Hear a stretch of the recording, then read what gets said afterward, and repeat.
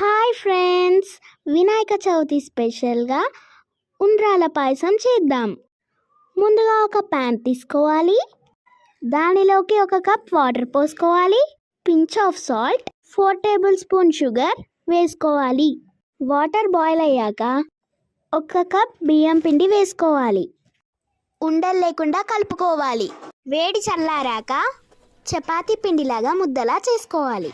చేతులకు నెయ్యి రాసుకొని చిన్న చిన్న బాల్స్గా చేసుకోవాలి. కొన్ని పొడవుగా చుట్టుకోవాలి. మొత్తం చుట్టుకున్నాక మళ్ళీ ఒక ప్యాన్ తీసుకొని ఆ ప్యాన్లో 3 కప్స్ వాటర్ పోసుకోవాలి. మనం ఏ కప్తో బియ్యం పిండి తీసుకుంటున్నామో అదే కప్తో వాటర్ తీసుకోవాలి. వాటర్ కొంచెం బాయిల్ అయ్యాక ఉండలుగా చుట్టుకున్న ఈ బాల్స్ని వాటర్లో వేయాలి. కొద్దిసేపు బాయిల్ అయిన తర్వాత చూడండి, 7 మినిట్స్ బాయిల్ చేయాలి. అదే కప్పుతో మళ్ళీ 1 కప్ షుగర్ తీసుకోవాలి. ఆ వాటర్లో వేయాలి.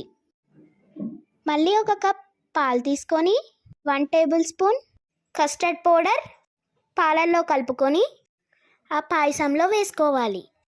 పాలు విరగకుండా కొద్దిసేపు స్టవ్ ఆఫ్ చేసి కొంచెం చల్లారాక కస్టర్డ్ పౌడర్ కలుపుకున్న మిశ్రమాన్ని అందులో వేయాలి.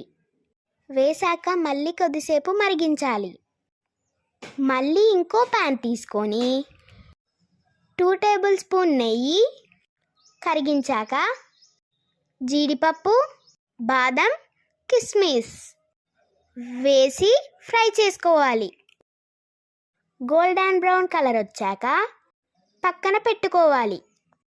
ఈ డ్రై ఫ్రూట్స్ని పాయసంలో వేసుకోవాలి. ఒక కప్లోకి తీసుకొని సర్వ్ చేసుకోవాలి. ఉండ్రాల పాయసం రెడీ. మీరు కూడా మీ ఇంట్లో ట్రై చేయండి. ఈ వినాయక చవితికి కంపల్సరీ చేసుకోండి.